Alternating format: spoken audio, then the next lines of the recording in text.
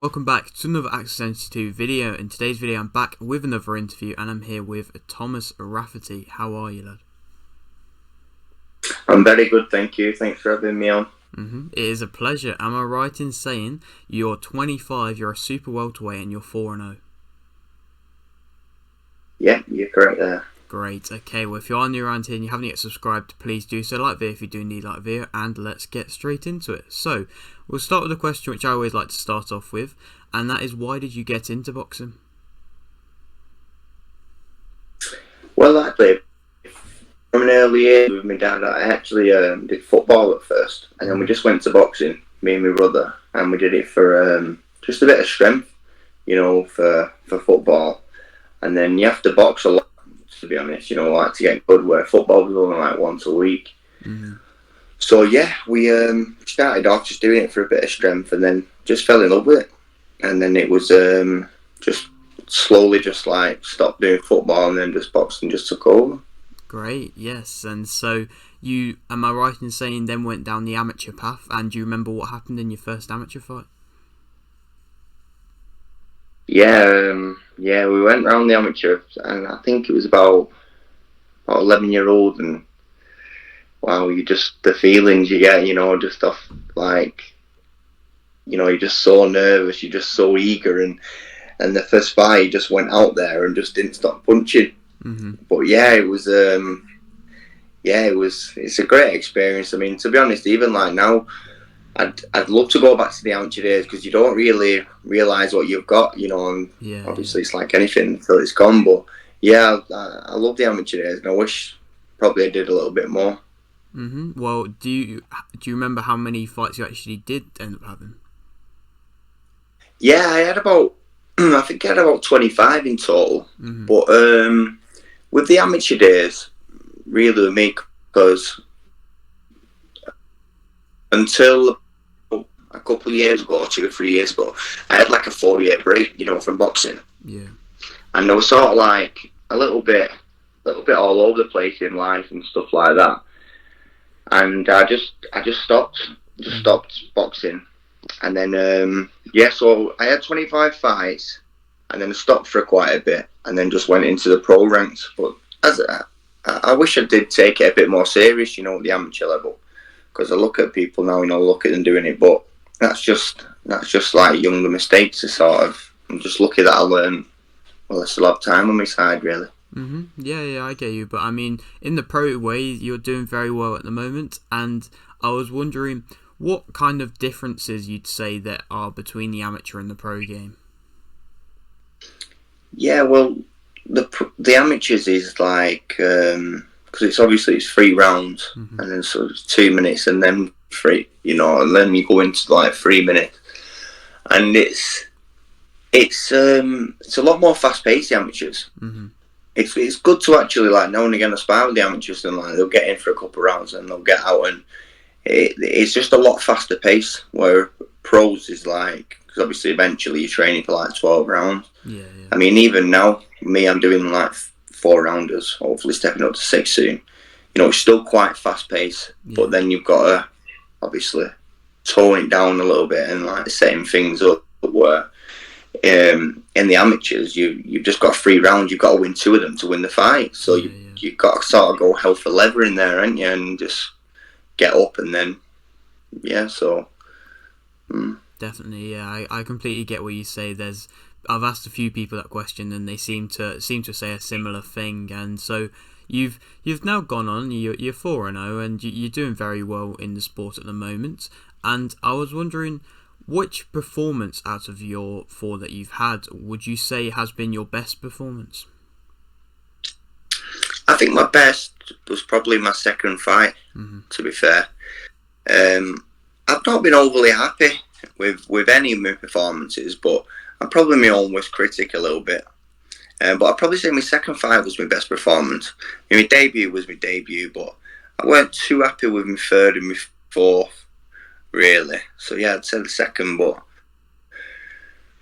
yeah, bigger and better things to come as well, definitely. Yes, so the best in a way is yet to come. Yes, 100%. Great. Okay, well, you've got a fight coming up. Am I right in saying for October 15th? You are, yes, you are. Right, and so are you in a camp for that at the moment? I am. Yeah, we've got 4 weeks of hard training left. Camp's been going really good, to be honest. Best camp I've ever had by far. I've got a new nutritionist on board as well in Greg Marriott, so he's looking after all the food side of things. And yeah, I couldn't really have asked for a better camp up to now. My weight's bang on. My sparring's the best it's ever been. And this is sort of the stage when you are learning. Like, I'm 4-0. I'm not getting titles as of yet. We got 1.5 worth of that. And yeah, I'm coming on good. I'm sticking to every day, sticking on top of everything. So I can't wait for the next fight, because it's going to be by far my best performance yet. I know that.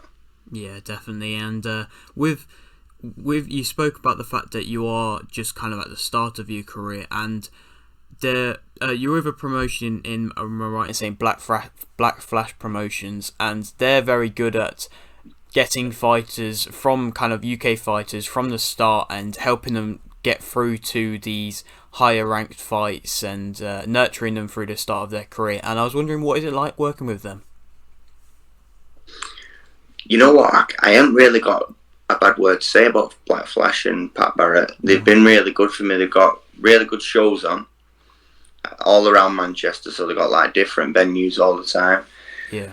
And yeah, Pat's been really good. I've actually formed a good relationship with Pat now over the time. He's done it with fighters before, Lyndon and Zelfa and some of his own fighters, and yeah, he's just saying what you're saying, really. He wants to guide me in the right way and then eventually get to the titles.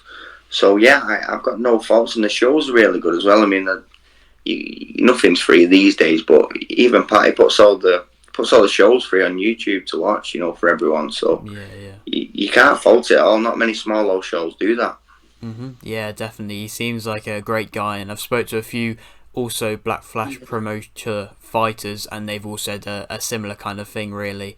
And it's always great to see. I mean, sometimes you see with the bigger organisations, they might not be in contact with their fighters quite as much as somebody like maybe one of the smaller promoters. 100%, and that's what. Yeah, I've not had a problem working with Black Flash. Been really good.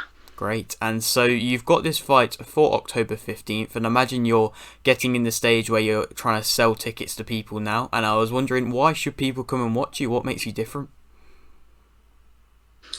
Well, why should people come and watch me? Because I can do both. I can box and I can punch, and I'm going to show people on the night. I'm going to bring some excitement, and you're going to see the best version of me. Definitely on the night.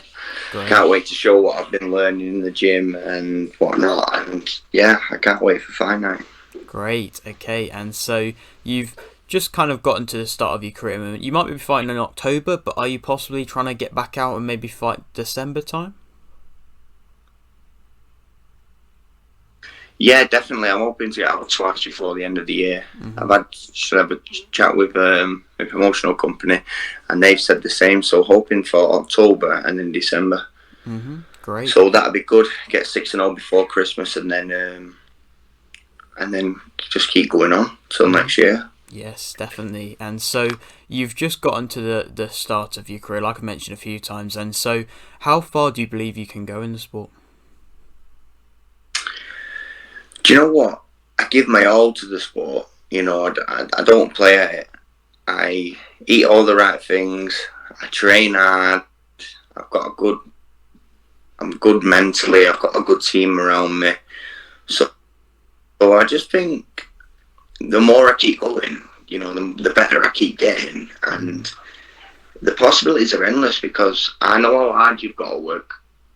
And a lot of people don't really know how hard you've got to work. You think you're doing things right, but they're not. Yeah. And especially my brother's 19, and also I get like a good good viewing off him, sort of thing. How tough it is, because you put you put your life on the line, and I'm just ready to just give it all and give it my best. So I want the British title. I really do want the British title. But I don't know where I'll end up, because I'll just dedicate myself to the sport 100%, and then we'll just see where I end up. I'll take it a fight at a time. But the improvements from my debut last year have been a lot, and I'm 25 now. By the time in 4 years, how good am I going to be and whatnot? So, yeah, the future's bright, and I'm excited for it, to be fair. Great, okay. And so you've kind of said that you haven't really kind of given like a destination where your career could end, and I always like to kind of ask this question as like a kind of open-ended question where this might happen, you never know. But if you could maybe give me a dream opponent for you right now. A dream opponent where I would end up? Whoa, yeah. If you could fight anybody.